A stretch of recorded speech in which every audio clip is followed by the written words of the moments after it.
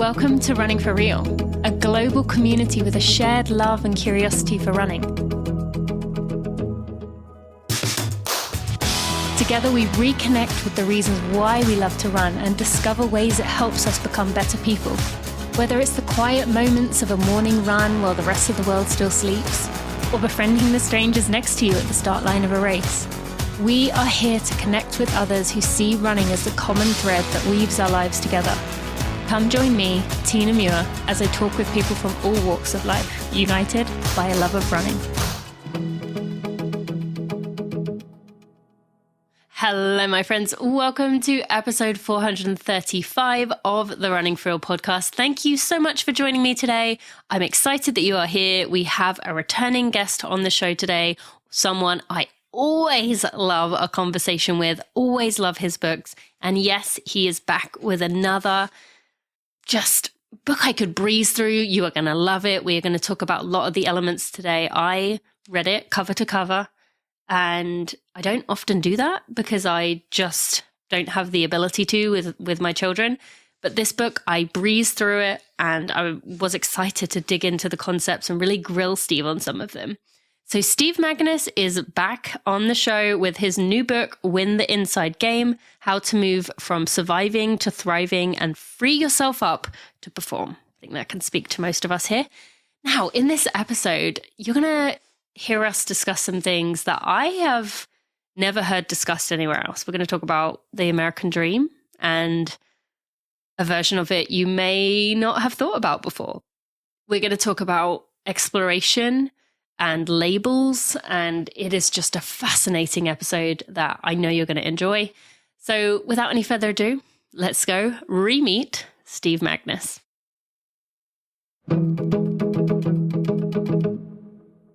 Would you like to wish my Brighton base layer from Tracksmith a happy 6th birthday? Because it is coming up on 6 years since I received that first Brighton base layer. I am wearing it right now. I wear it for my runs. I wear it in my days. It is this seamless, lightweight women's long sleeve or men's long sleeve, if that's the one you prefer, made from an engineered merino mesh. Merino is a fantastic material that can be used to avoid odors, and it can handle multiple days in a row. There is good reason for this Brighton base long sleeve as the Tracksmith best-selling. It has this stunningly soft moisture wicking blend that regulates temperature and is impervious to odor. They designed it as a training base layer so you can wear it under a mid layer or a jacket, but it actually can be worn on its own, and I do wear it on its own multiple times. It's not too tight to wear all by itself. It is got loose slightly on the midsection so that you can keep yourself cool as you warm up during your run. It is just the perfect long sleeve. As a friend of mine, you can get yourself $15 off your order of $75 or more.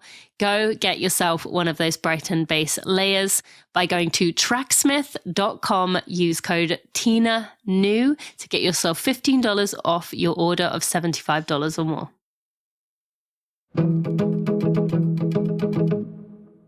Friends, one more thing before we get into today's episode. I want to share something exciting with you. It is almost springtime, and we're ready to kick it off in the best way possible with the Boston Run Show and the Boston Outdoor Expo, which are together for the first time ever on March 1st and 2nd at the BCEC in the Seaport.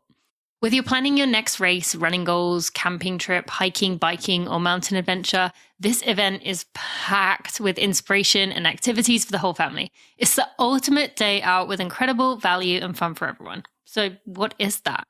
You can shop over 200 brands, and you can hear from running legends like Des Linden, Meb Keflezighi, Dave McGillivray, myself, trail running heroes like Lazarus Lake, Dylan Bowman, and more. You can also meet outdoor legends like alpinist Conrad Anker, Alone's Jesse Krebs, and bushcraft expert Tim Swanson. There's so much more. You can test your skills on this new climbing wall. They have a pump track and a trail running zone. You can book out races in the race village, get your gait analysis and shoes fitted. You can donate your pre-loved shoes to Souls for Souls. You know, I'm a big fan of that part. You can chill out with Zen yoga or dive into adventure with ice bath and bushcraft workshops. You can join shakeouts and come for a plugging run with myself. So mark your calendars for March 1st to 2nd and join us for an unforgettable weekend of fun, fitness, and family-friendly activities. Tickets, here's the best part. Tickets are free until mid-February. So that's free till mid-February. So you have a few weeks to get a hold of these. Afterwards, they will be $20. So go ahead and grab them up fast. I will put a link in the show notes to go to thebostonrunshow.com and use code TMUIR. That's TMUIR to get it for free till mid-February. I can't wait to see you there.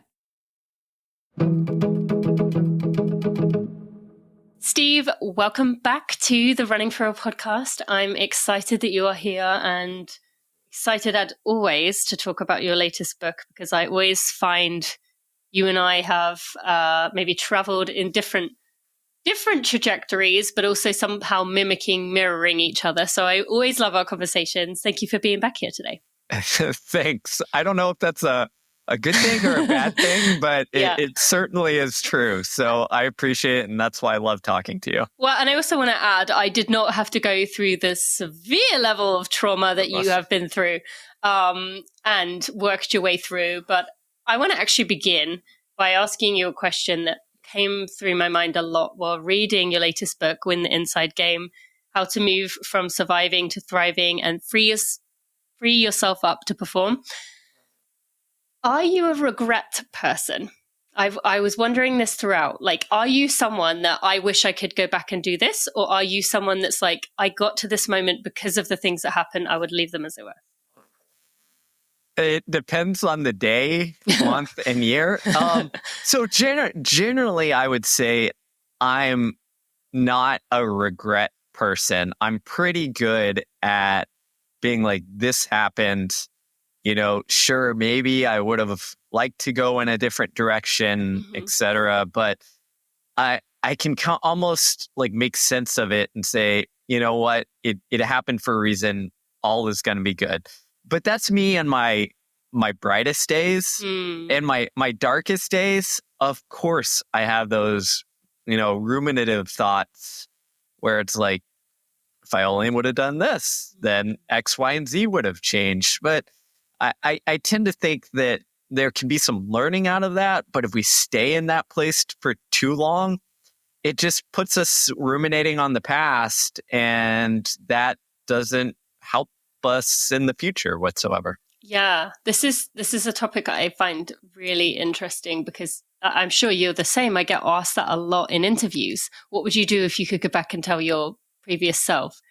And I like to think it's because I've learned with time to be gentle to myself, of saying, I made the choices I made because I was doing the best I can and could in that moment. And in this book, you have kind of dived into some of the reasons you yourself made the choices you did.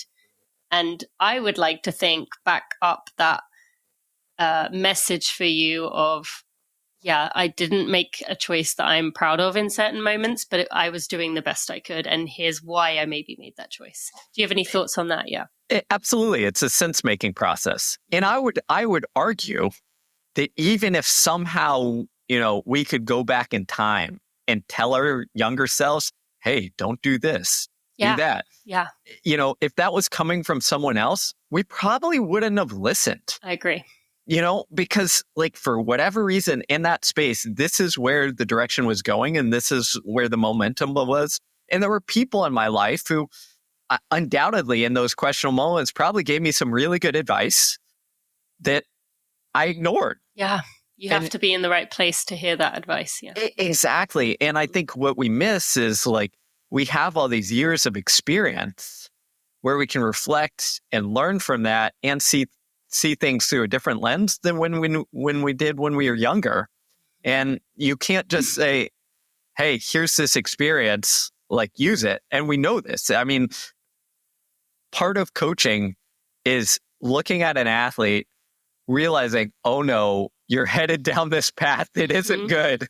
I can see it clearly because I've been doing this for a long time, but I have to convince you. And that convincing you is really freaking hard, even if you have the experience, the wisdom, the knowledge that you know where they're headed. For sure. And I think everyone listening to this, while it might be different areas that you have that, we all have that experience of being the person who's been through something and you're trying to help other people. They're not listening, they're not understanding. And we've also been the person who's barreled on with what we were doing, even if someone told us otherwise. And I know you know about my like past with amenorrhea, Red S. The amount of emails to this day I get from people saying, you know, what I just tell me what to do, I'll do it. And I can tell they're not ready to hear what I'm going to say. And so there's nothing I can do.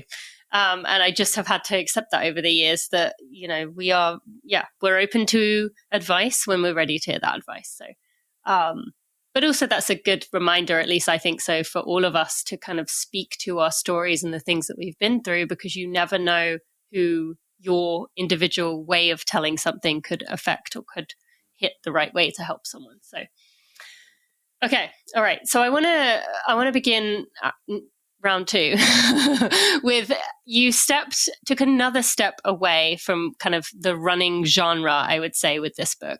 And you explain why within the book. I would love to hear from you how it feels not only to have detached your own identity from running, but to take yourself out of, that running scene and put yourself in more of a general world where running may be the example you give sometimes, but it's not like the focus of the book anymore. I think this is just the evolution of myself as a person. I mean, I talk a lot of the book is about identity, right? If we're true, it's like, how do you wrestle with who you are and who you're becoming?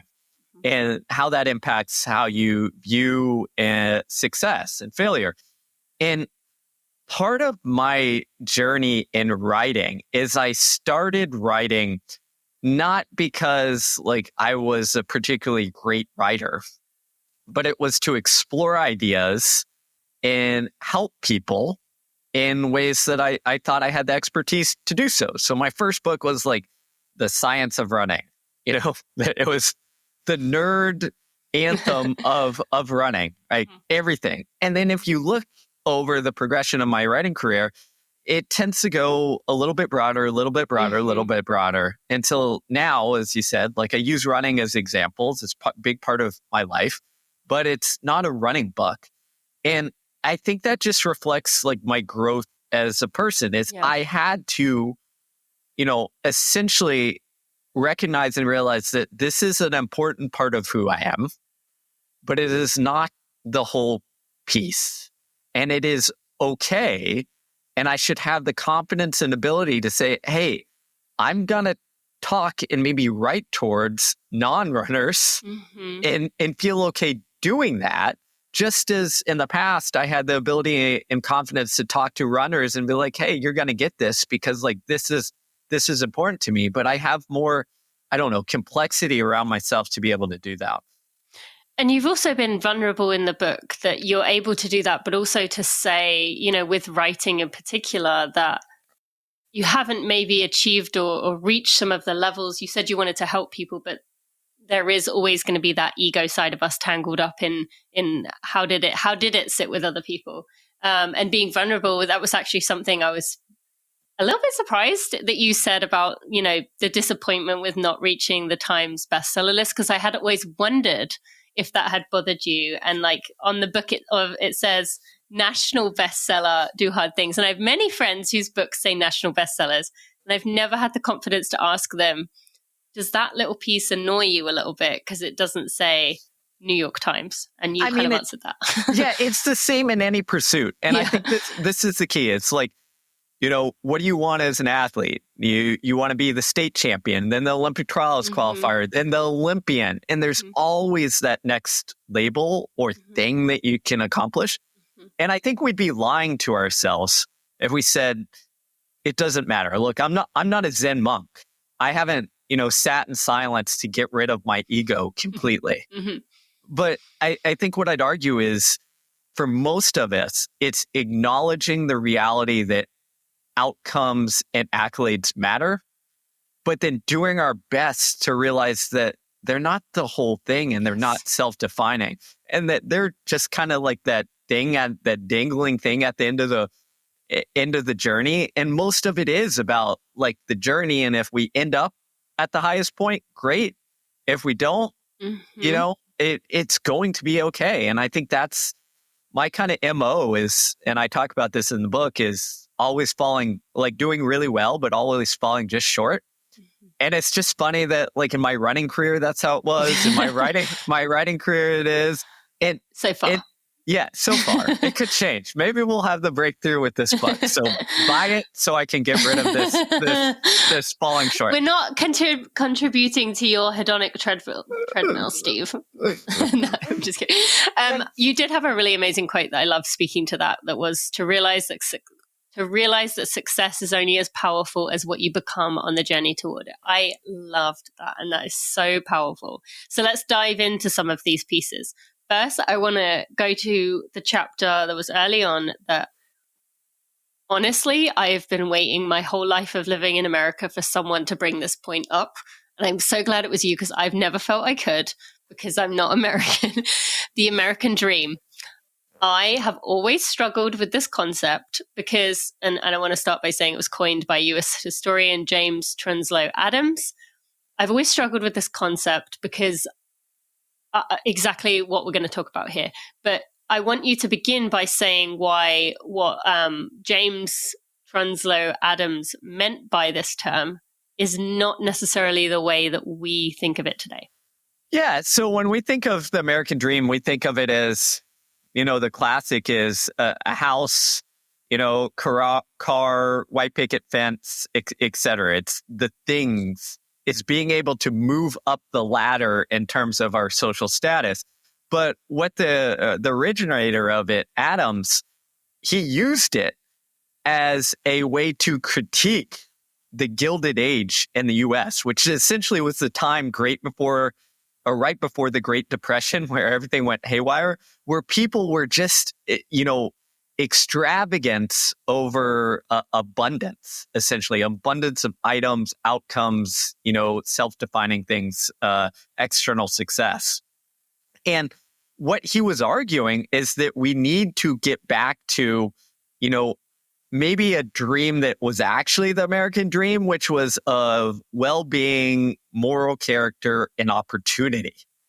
And I think somewhere along the lines, we've just kind of lost that. And what it does is, I think it sets us up for unrealistic expectations and a goal that actually like gets in the way and harms us, because it reminds us like, okay, we might not be good enough because there is always someone with more stuff, wealth, accolades, achievements. And then B, it focuses on us on the wrong things, because as we kind of hinted at, if that's your sole focus, it just kind of makes you miserable. It gets in the way. You're never satiated. You're never content. Yep. And as you said, it does tie back to what we were just talking about, and also ties to the chapter before where you talk about us trying to, with surviving instead of thriving. And you talked about the obsession we have right now with working, with kind of pushing ourselves, with optimizing. And yeah, this is something I've, been thinking about for a long time, but also particularly looking at this through the lens, as we record this, of coming off the LA wildfires, of where, there may have been people who were doing what they thought was the American dream, what they thought it to be of I'm working for my family to live in a better home. And now the fire has wiped that out and they can no longer stay in LA. They may have to move further away from LA. And so then they'll do the whole thing again. And so it just makes me think about, for me, this chapter was in many ways what the whole book is about. How this all plays together. We identify as what we do because we spend so much time doing it. The more we think about it, so then we work harder, so then we can get to what we want, but we're told what we want. And then we say, we'll feel safe when we've got this many things. But as you said, we never actually get there, and we never enjoy the journey along the way, because it's all about like working to get to the point where we can enjoy it. And like, where do you draw the line there? And joy being that afterthought. So when you've brought this topic up with other people, Have you had a similar version of actually, yeah, that makes a lot of sense. I have always felt a bit uncomfortable towards doing this, or has there been any resistance toward it? There's a bit of both, because anytime you take on you frame it, the chapters, I forget what it was actually framed, but something on like the American dream is wrong or making us miserable. And when you frame it like that, it's a little jarring, right? Yeah. It's like, I quite enjoyed it. Yeah. The non-Americans love it. The Americans are just like, oh gosh, are you trying to take on our sacred cow? And I did that intentionally to kind of, again, put that out there. But once you explain it, people start to get it for the most part. They start to say, oh yeah, that makes sense. And this is why I also use the examples I did in the book. So in that chapter as well, I believe I used the example of Adam Smith, who is, basically the founder of capitalism, right? And when you think of capitalism, you think of course, striving is good. Of course, achievement, accolades, accumulating dollars is good. But if you read Smith's work and talk to scholars who study Smith, they say, yeah, but littered throughout his books are all these warnings to say, essentially, and I'm going to paraphrase here a little bit, but essentially that like unbridled striving is going to make us miserable. And we need something else to balance out that equation. In Smith's words, he called it contentment and tranquility. And if we don't have that as well, like we're going to go off the rails. So it's not just me standing up and saying, haha, America, like, what are you doing? It's others who identify and understand that like striving is in our nature. We need to accept that. We're always probably going to want achievements and accolades.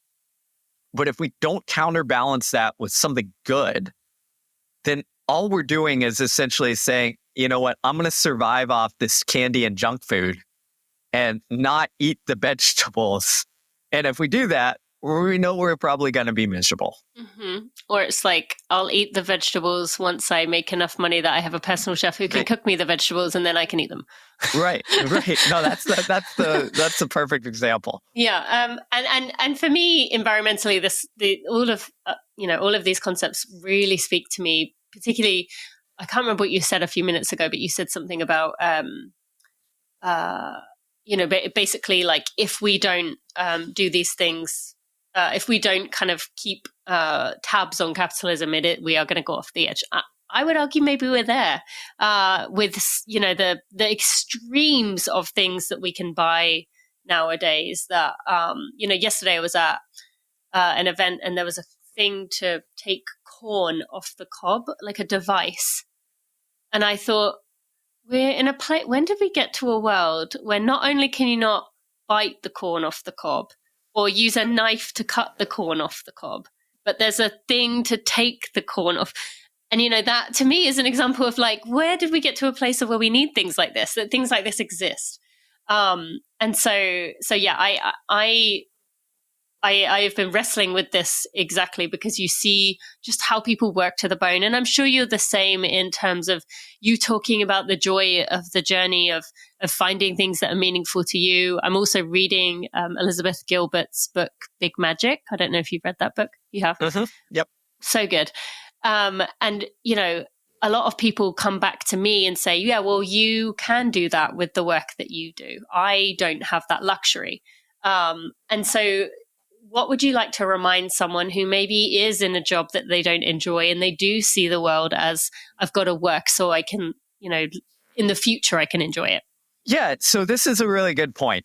And I think what comes across my mind is if you look at some of the research, when you have people who live in poverty or don't have the stability or security in your life, they're even more susceptible to this because it almost makes their alarm signal like danger, threat all the time. Mm-hmm. And it is for them, right? It's like, if I don't have this, I'm not going to have a place to live in, a roof over my house, food to feed my family. So of course our brain defaults to that state. So before we get to all this striving stuff, I think it's important to acknowledge that, like, as Maslow told us a century ago, like we need not our fundamental psychological needs, but our fundamental like basic needs first before we can worry about anything.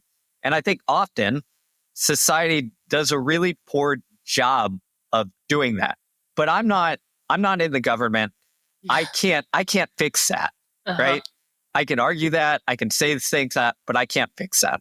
So that's why in this book, I tried to focus on, okay, what are the things within our control psychologically that hopefully once we have that stability, that we can get ourselves off of this never ending story of like, I need to achieve more. I need to make more. I need to do this in order to define myself as a success.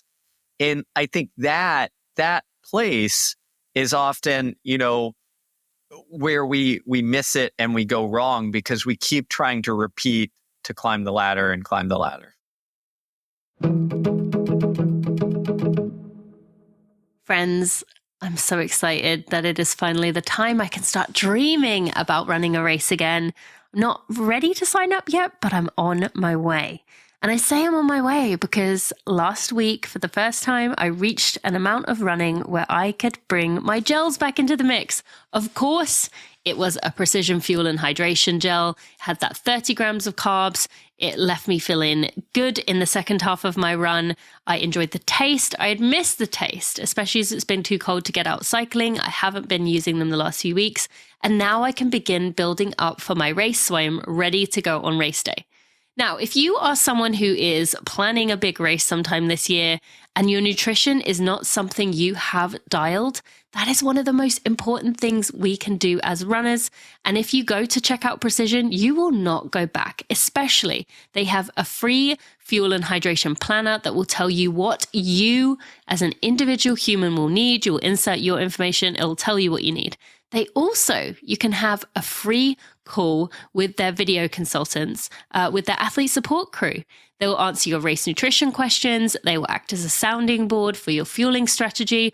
No hard sell, just an experienced and friendly human who knows the science and is full of practical advice. I'll put links in the show notes to both of those things. And if you are ready to go get yourself some fuel through the gels, through the chews, through the electrolytes, go to precisionfuelandhydration.com/Tina. That will also apply a 15% discount code. You can also use code Tina Sent Me at precisionfuelandhydration.com. That's code Tina Sent Me. One of the ways that you talked about is also kind of widely known as a way to, escape is maybe the wrong word, but find something more meaningful in your life. If you are in a situation where you can't look for other means elsewhere at this moment, is connection, finding time with other people who you enjoy spending time with. And one of the things I really enjoyed sharing, just jumping about a bit to a later chapter, is the lost mode of connection through hanging out. I would love to talk through that piece here because that is, I at least find I crave that a lot in my daily life, of just wishing that we were at a point again where I could just knock on someone's house and be like, oh, hey, thought I'd come by and just say hi. Because that doesn't really happen. I'm close to my neighbors and that still doesn't happen very often. So let's talk about that piece of connection in terms of making space for that. And running provides a great opportunity when you're running side by side with someone. But why that is an important piece of what we're missing right now. Yeah, so this is one of my favorite chapters and favorite pieces to research because it's just fascinating. Essentially, this is that belonging and connection are fundamental psychological needs, and they literally change how we perceive the world. So if we feel connected to others, it will change how difficult we see a task. We will literally judge hills to be shallower, boxes to weigh less, distances to be shorter and more achievable because we feel connected. The opposite is true when we feel lonely, right? And one of the reasons is there's this psychological theory called social baseline theory that essentially says we evolved to share the load. So think of it as way back in the day, you're on the, savannah, and you're out hunting. If you're with a group and you come across a lion or a tiger or a snake, you feel a lot better if there's a lot around you. If it's you alone, you probably feel, terrified and you're probably going to die. So we like evolved to feel the safety of the group. Now, the problem is in our modern world, we've basically eliminated everything that like helps us create that feeling of belonging. So you mentioned hanging out. If you look at the research, and there was some wonderful work done by actually the US military where they wanted to see how in the world do we create these like cohesive bonds that often occur in military units. And you can say the same in sport or teams or running because those bonds among teams are really strong. They found it all came from what they called the in-between time, meaning it wasn't during, some organized, icebreaker. It was when they were killing time, shooting the shit, had nothing else to do and had to converse. And if you look at the research in the workplace, when does workplace connection happen or did it happen? It occurred during water cooler talks, coffee breaks, times when you're being able to see, Jane the accountant is not just the person you go to for your accounting questions, but as Jane the person who has a daughter and a son who loves watching Friends and plays pickleball on the weekend. And essentially what happens is belonging is we form those connections once we see people as three-dimensional people who we can relate to. And I think what's happened is we've gotten rid of that hanging out, and instead we've replaced it with this kind of superficial connection or superficial fitting in, which is more akin to what we see on social media, where I have these people who follow me and I'm vaguely aware of who they are. And maybe I check in or see how they're doing from the outside, but it's like a 2D caricature. It's not that like deep feeling. And what we need more in this world to create that like sense of belonging is the deep connection, which comes from hanging out. Yeah. No, and it's something that can be quite vulnerable, or at least I see it to be, where to maybe ask for those or leave space for those moments, because you don't know whether the other person is going to engage. You don't know whether the other person has space. But nowadays, for me, I feel it a lot around taking my kids to school. That's where those connection points often happen, on the way to and the way from school. But then you might leave that space, and there might not be, the other person might not have the time and energy to do it. But I see it as like a muscle that I need to keep flexing to practice putting myself out there, giving these spaces for connection. And if they don't happen, then I'll, move on to the next one. Absolutely. Yeah. And I just want to put a pin in that because it's a major problem for adults, but it's even with teens. If you talk to high school teachers, for example, you and I probably remember going to school, and what do you do before the bell rings and class starts? You're just sitting around like shooting the shit with your friends, right? You're filling that space. Yeah. Nowadays, in schools that allow phones, there is none of that before the class starts. Everyone's just on their phone. So what have we done?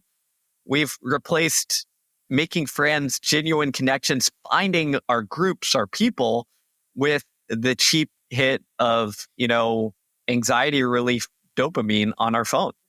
Thanks for bringing up my anxiety again, reminding me that I have two daughters that will someday have to enter that space soon. No, I know that part terrifies me of them. The moment when "can I have a phone" becomes an actual question. Ooh, that's a stressful thing to think about. And for the people out there who already have kids who are in that stage, all the love, because it is not easy to navigate.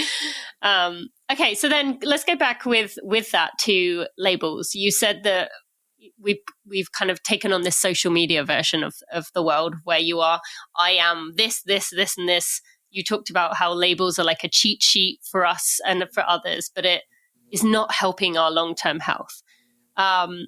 You talked about the moving from verbs to nouns in terms of like, I do this, I cook, as the example you used, versus like, I am a cook. In a world that says, someone might come up to you when you meet someone and they say, what do you do? How do you move away from that? I think it's really tricky. and the way I kind of conceptualize it is this, is when it comes to our jobs or our labels that aren't, the central or who we are, I look at it as I can like something, I can love something, but I better be careful of what I marry. Meaning if I say I am a runner and I am married to that identity, that means it's really freaking hard to move on from it or to just decrease it a little bit because it's intertwined so intricately with who I am and what happens. And if you look at the research as we move from that spectrum from like doing the thing, the verb, to being the thing, at first it helps us, right?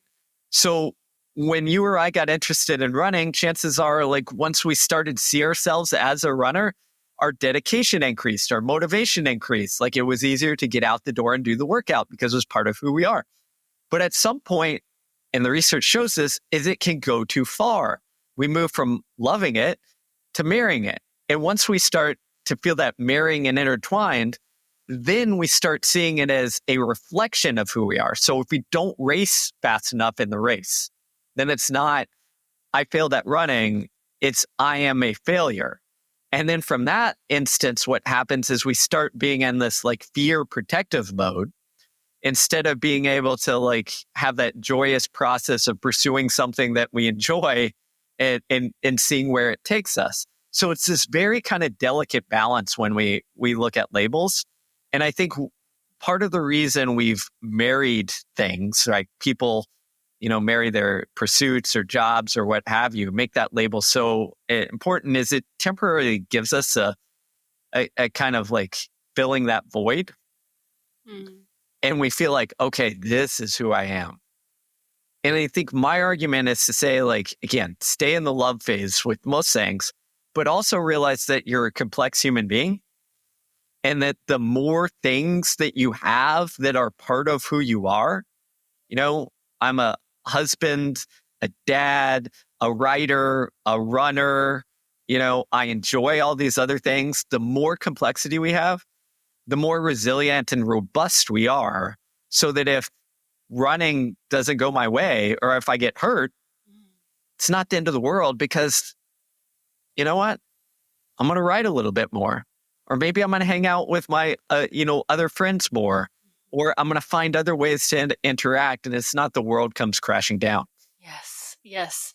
Such an important point and something that I feel like running particularly does lend itself. We do kind of come across as quite cult-ish in, there's definitely other sports, triathlon for sure comes to mind with this of like similar kind of, cult behavioral patterns. But it is something that runners tend to experience a lot. And I mentioned to you before we started recording that I had Achilles surgery last year.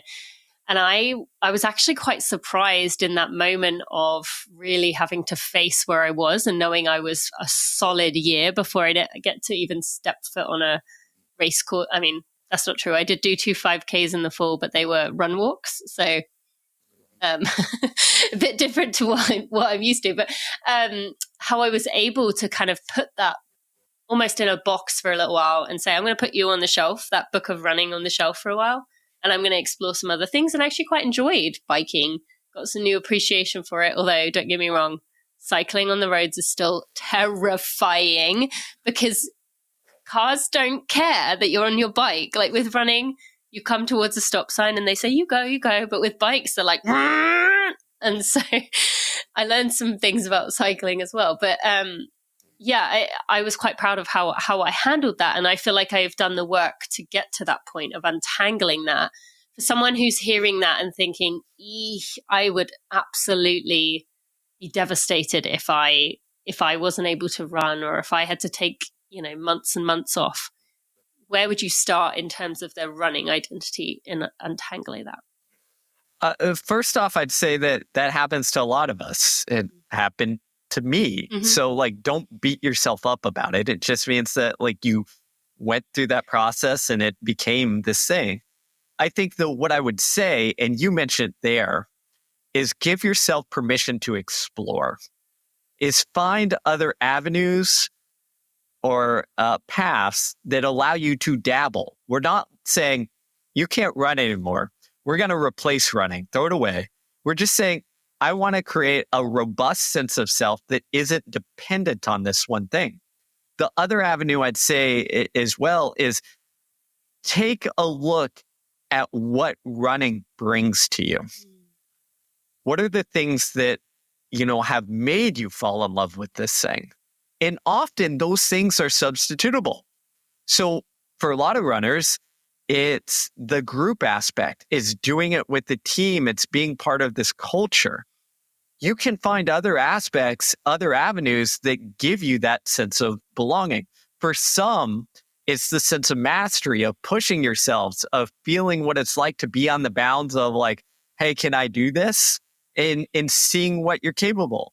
There are other avenues that will fulfill that. And what I would say is when you're looking at this exploration is realize that nothing is going to completely fulfill the running aspect.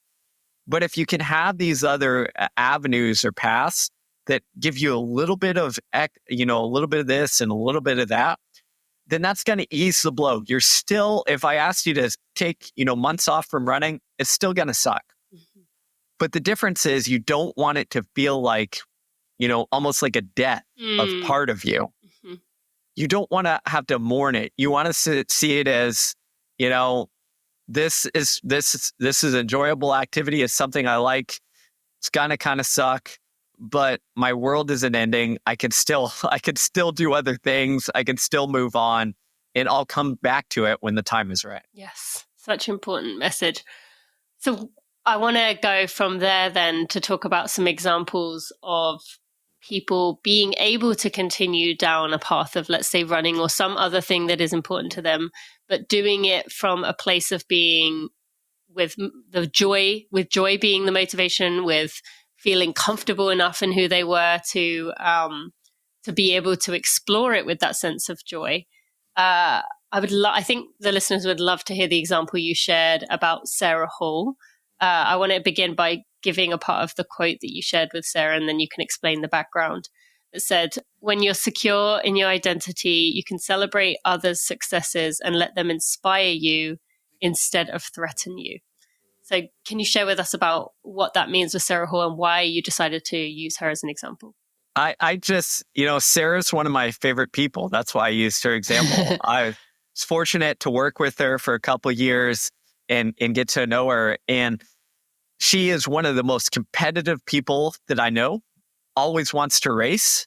But what I'm most, intrigued or enthusiastic about Sarah is that as she's reached ages where, quite honestly, often athletes retire, late 30s, early 40s, she's come into her own and performed at a higher level than at any other point in her career. And if you look at one of the reasons she was able to do that is I think her experience in understanding what running meant to her and how she looked at success. And that quote is part of it.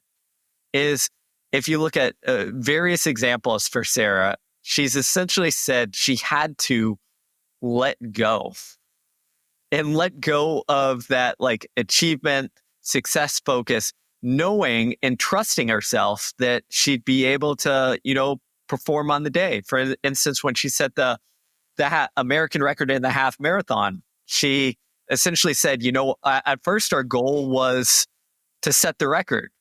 But then we realized that it was, I think she said, stealing my peace. Mm-hmm. And instead she switched it to, my goal was to just be in that pack, feel like I'm flying, feel like I'm, competing against the best women in the world and enjoy that. And guess what?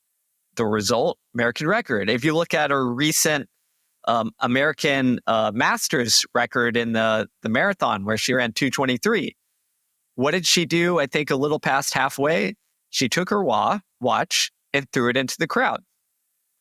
Now she was on American Masters record pace. for anyone logical, they'd think, okay, I need to look at this pace and make sure that I'm hitting every split so I can stay under this record and get it. But no, she essentially like said, forget it, throw the watch. I'm gonna be in this moment, enjoy this feeling.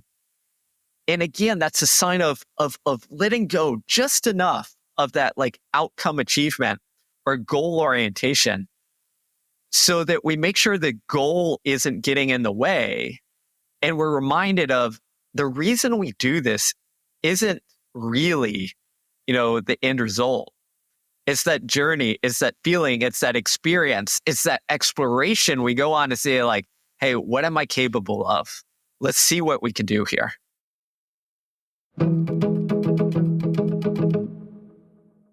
By now, you probably know I am not a fan of New Year's resolutions. I don't believe in the New Year, New You hype. I think we should be continually striving to be the best version of ourselves we can be, but in the way that feels right for us, not trying to be what we are told to be. Most resolutions are hard to maintain. AG1, however, is one of the easiest things that you can do for your health. It is one of the easiest things I do for my health, and it can be a habit you'll actually stick with. I love that every morning I come down the stairs and I enjoy my AG1. It is the first thing I do. I feel good after taking it, knowing that no matter what my food consists of during the day, no matter how the day takes a turn with my nutrition, I have taken care of myself. I've done something for my own self-care. And besides, I feel good after drinking it. I enjoy the taste. I crave it if I don't have it, and it gets me off on the right start to the day. This year, try AG1 for yourself. It's the perfect time to start a new habit. And that's why I've been partnering with AG1 for over 6 years. And AG1 is offering new subscribers a free $76 gift when you sign up. You'll get a welcome kit, a bottle of D3K2, and 5 free travel packs in your first box. Make sure you check out drinkag1.com/Tina to get this offer. That's drinkag1.com/Tina to start your new year on a healthier note.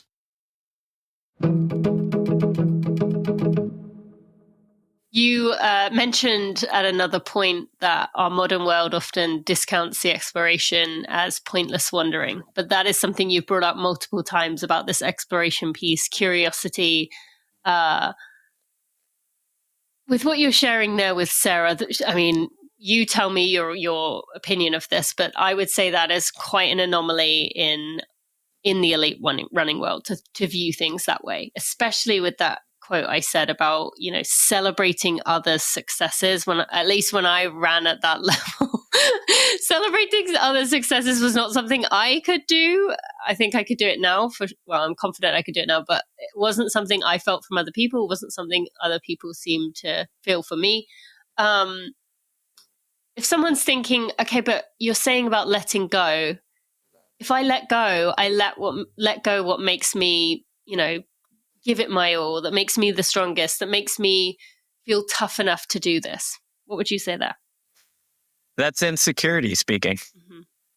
It's a lot easier to walk around with that idea that like, this is what makes me special. This is the fuel. And I get it because I've been in that place before. Mm-hmm. Mm-hmm. I've thought my single-minded obsessiveness, ability to just like narrow and like go all in on this thing is my superpower. And I was wrong. It was actually the thing that got in the way. And that's how it is for so many athletes. And I'll say this, whether we look at examples of runners, for instance, one of my favorite runners, Emil Zatopek, one of the best competitors on the field, won the 5K, 10K marathon, same Olympics. But he was also famous for essentially celebrating his competitors, and then famous for giving away one of his gold medals to a competitor who never got one, Ron Clark, who always fall short. He gave away Olympic gold. And there are numerous instances of that. And I think what we do is we don't tell those stories enough because we're convinced, oh yeah, that sounds good, but that can't be the way. That can't be the path. But I'm going to tell you, I've worked with a lot of elite runners, and most of the time where we've had success, it's getting them out of their own way. It's allowing them to realize that, yeah, they need to be dedicated. Yeah, they need to work hard. Yeah, they need to care. But if they go too narrow in this space, they're going to start to perform out of a place of fear. Yeah. It's one of my favorite runners that I've worked with is Natasha Rogers, who's had a lot of success, made world teams, national champion, etc. And when she competes at her best, she's doing it her way. And she's a little quirky and a little different. So that often means like balancing that out with like living some sort of life and not having running all consume. When I've watched her fall short, it's when she's gone narrow and had running be like all consuming. And everyone's got to have a different level of that. But I think what we're trying to get at is that a lot of us are pushers and strivers in the sport, or a lot of you people listening to this, even outside of running, are pushers and strivers, and that comes naturally. And I'm telling you, if you can I'm not asking you to be a Zen monk, but if you could take just a little bit of that Sarah Hall and say, okay, I'm going to have the confidence to let go just a touch, or the confidence to realize that the enemy isn't all these people I'm competing against, but if they're doing better, I'm going to do better. Like if you can adopt that just a little bit, you're going to perform better and you're going to enjoy it more. I want to just make clear that you're not just referring to elite athletes. While that is the easiest example to use, someone listening to this could be in a local club and they see other runners within their club as the same thing. Or maybe it's just a version of yourself that you are trying to fight to get back to, and just digging deeper and deeper. Am I correct in assuming that this does not just refer to elite athletes, but it's all of us grasping too tight? Absolutely. It's all of us grasping too tight. And you can see this, you probably saw this at some point in your life as not an elite athlete, but in maybe your schooling or your work life, where the thing became really a big part of you. And instead of being able to perform or pursue that with joy and enthusiasm, it started to become a dread. It's often what we see when people go from making their hobby a job, is when it's their hobby, they love it. And then when it's a job, a lot of the fear, anxiety comes around it. That's often because of that like intertwining and feeling like we have to go push, strive. And what I'm saying is that we got to hold on to a bit of the stuff, the play, the exploration, the enjoyment that got us interested in the thing at first. And that's true whether you're an elite runner or a recreational one, or in your workplace or in your schooling life. Yep, so true. And back to the point about the American dream, that is something that we, regardless of what we're doing in our work life and having to, be on the treadmill, for lack of a better word, you can always seek that joy and that play and that curiosity in the areas supplemental to your life to kind of keep that spark alive, of avoiding that miserable life that we mentioned at the beginning, where it is all so serious and so tightly held on to. So any last thoughts on that before we go? I'm going to go into one more area in particular here. Yeah, no, I think you're spot on. I mean, just to tie some research into it, it reminds me of the work of Robert Sapolsky, which I mentioned in the book. But he essentially said that, and I'm paraphrasing here, but he essentially said that, when it comes to health and status, if you are the star on the company softball team, that's going to give you the same kind of security and stability as if you were the, star performer in the company. And it sounds really strange, but the point and the research shows that like these things are substitutable. So again, it comes back to that diversity of experience and hobbies and interest and exploration. The better off we are, the more it helps us when, maybe the main pursuit doesn't go our way. Yes. So I mentioned it earlier, but obviously, listeners, number one book you need to go buy yourself right now is Win the Inside Game by Steve Magness. But I also want to encourage people, if this is something you struggle with, of getting that permission, that freedom to find something that is of interest to you. I mentioned it earlier, that book by Elizabeth Gilbert, Big Magic. It is a bit woo-woo. I want to start there. But it really is very much a permission-giving book to free yourself to go find some really quirky, wacky, side of you that you've always wanted to explore, but never been able to maybe pull the trigger to do so. So I will also put a link in the show notes for that. Final section I want to talk about here. You knew this was coming because I mentioned this to you yesterday when I shared a page of it on my social media. The concept of, I want to tie in it particularly from a nature point of view and connecting with our outside world, this planet Earth. You talked about a sense of ownership and brought in a term I had never heard of territoriality. Is that how you would say it? That's quite an interesting territoriality. I'm actually surprised I said that right. So looking at this through the lens of connecting with our surrounding, what are the difference between those two words there? Explain those. Yeah, so I'll use a dog as an example. Yep. So when my dog, well, she just passed away, but my former dog. Sorry for your loss. No, it's okay. That's why I paused. My former dog, what happened is when the mailman came up to him in his yard, what does he do? He would bark his head off because the mailman is encroaching on his territory. That is his place to protect. That's how he views it, right? If that same person approached him on a walk, okay, our dog would not go fiercely trying to bark him. He was the kind of dog who would run up and want pets and licks and all that stuff because he's not protecting his territory. And the same thing applies when we look at, what we call psychological ownership, is we can either be like the dog protecting their territory, saying, I'm going to defend this at all costs, or we can see it as a place where we feel connected and belonging, and that it's a part of not just our world, but everything else in it. And when we do that, it's expansive instead of constrictive. Instead of defending, we look at how do we, expand our sense of self? How do we help others? And research has found that if we take this from our dog's yard to the workplace, it's the same. Mm-hmm. So when we look at the workplace, if we feel like our office is our territory, meaning we're to protect, and we create the environment that makes it doors shut, no one comes in, like only schedule a meeting, people are going to treat it like the mailman coming up to the dog. They're not going to come very often. They're going to be hesitant and fearful.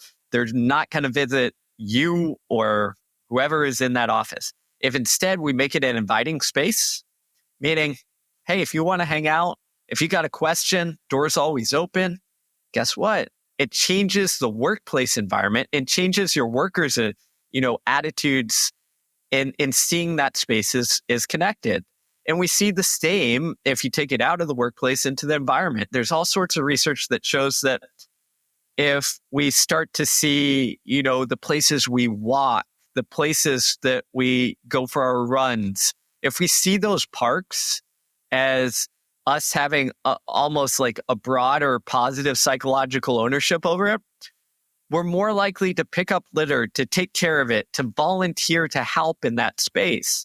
And I think when we look at nature, what we've done is we've forgotten that, it's a broader part of our world. And that makes us not see it as this open, inviting, welcoming space where, we have some ownership over, and that ownership comes with responsibility.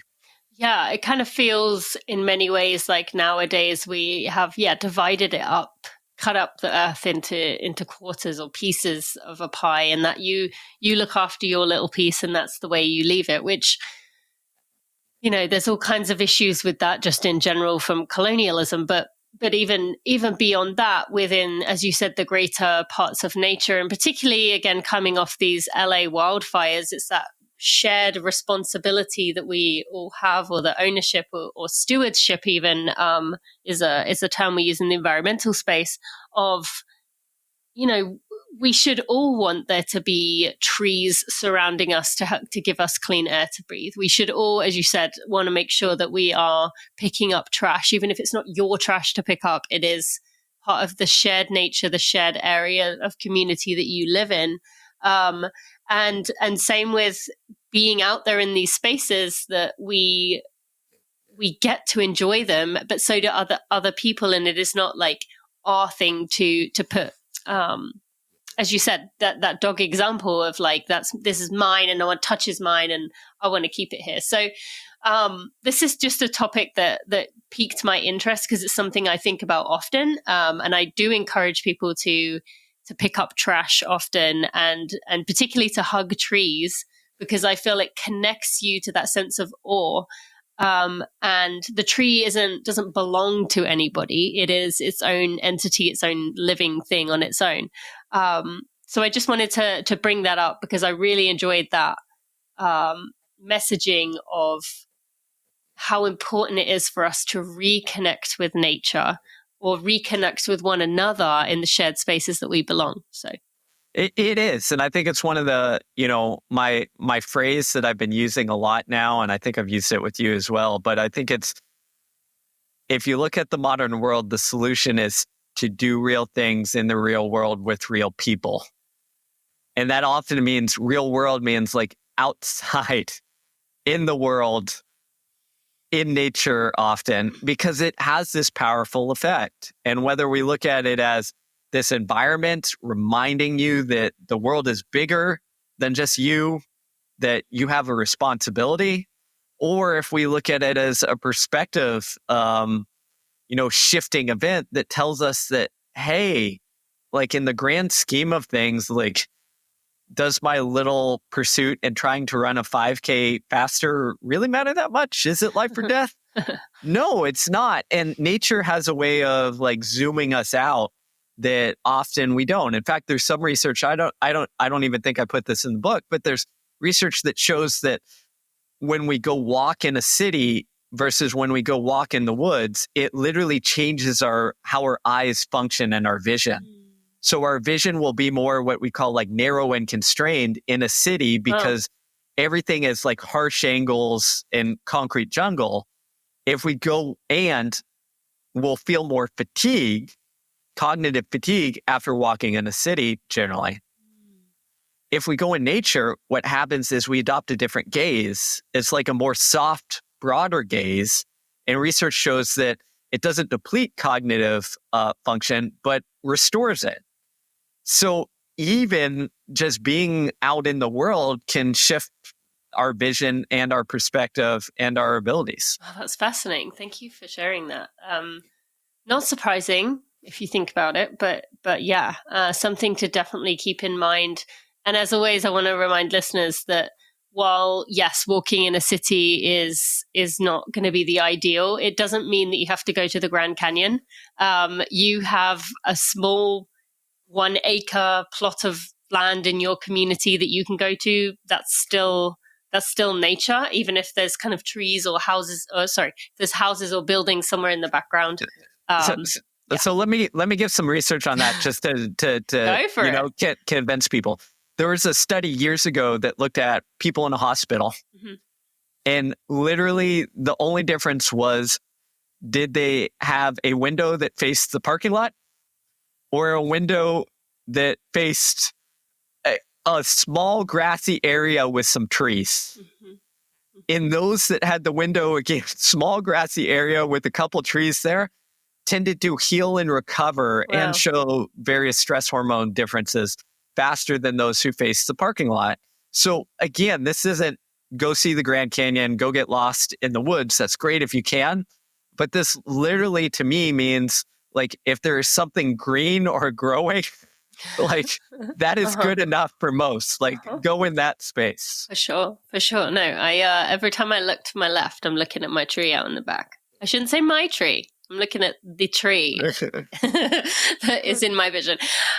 Okay, so to wrap up here, I've heard before, and I'm sure you've heard it too, that we write the book that we need ourselves in our lives. You, towards the end, talked about the stage of life you were in as you have written each of your books and how it helped you process. With that in mind, what has been the most rewarding part of the writing process for you? I'm assuming you have been using these to be the book you needed. Yeah, absolutely. I think what it was is it's a sense-making process. So I started this book essentially once my whistleblowing experience ended. I didn't bring that up the whole time, Steve. I thought I'd give you a different angle and you brought it up. I know. I appreciate that because I talk about it way too much. But all right, keep going. hence, I talk about my whistleblowing experience. But the reason I say that is it felt like a chapter closing in my life and a new chapter beginning. And what this book was essentially about was processing that new chapter. And it's not just my new whistleblowing. It's also getting older. It's also seeing running through a different lens. I just turned 40. So I'm not seeing running maybe through the competitive lens of, my youth as much anymore. I have, now 2 kids, 1 toddler, 1, as of this recording, 2 weeks old. So it's this transition part where I'm essentially making sense of, okay, the first, half of my life or what have you, this is what I experienced in chasing success in running. This is what I experienced in going down this path in my work career where I had to whistleblow and what achievement looked like and what the decision-making process to get to that is. And it was kind of my reflective piece to not only make sense of it, but also to offer a hopeful message that people can learn from that says like, hey, I made a couple mistakes along the way. Mm-hmm. I've learned from those. Hopefully, if you pick this up, you won't make those mistakes as well, or at least it will jar you free of seeing the world through this narrow lens so that, you can see success and striving and getting the most out of yourself through a broader, more expansive lens. And that message of failure in terms of while you weren't failing, you mentioned multiple times about how whistleblowing has had the potential, has in many cases ruined people's lives, careers, and that's the end of their story. And to show others that, you could quote unquote fail spectacularly or have the worst thing happen to you and you can find a way out the other side. I think it's definitely a manual for that. And I appreciate it for that. Well, Steve, thank you so much for sharing with us today. I always enjoy our conversations, and I just want to thank you for putting it out there. I really enjoyed it. I'll put a link in the show notes for listeners to go get themselves a copy. Anything else you want to leave listeners with as we part here? No, I love conversing with you, Tina. I think it's a wonderful conversation. I just appreciate your support in the book and everything that I've done. So I hope that listeners take a look. If it piques your interest, check it out. Before we go any further, I just want to give a quick shout out to the Running for Real team. Without them, I would not be able to do barely anything compared to what I'm able to do today. They are behind the scenes. They are there for me. I am just so appreciative of them. To Jeremy Nessel, our podcast editor, audio consultant, and someone who's been with me since the start. To Sally Pontarelli, our content and operations manager, who is there day to day doing all the things to help me be successful. To Kelsey Wang, our head of design, and Louise Murphy, our associate designer. And finally, to Sandy Gutierrez, our photographer and content strategist. I am appreciative of all of you and wouldn't be able to do what I do without you. So interesting. I always love those conversations with Steve. I hope you enjoyed that as much as I did. Be sure to go get yourself a copy of Win the Inside Game, as well as checking out in the show notes our partners for today. You can go to runningforreal.com/episode 435 to get those special offers and to get yourself a copy of that book. Also, Steve is a very good follow on social media, so go check him out there as well. Thank you so much for listening, my friends. I will see you next week.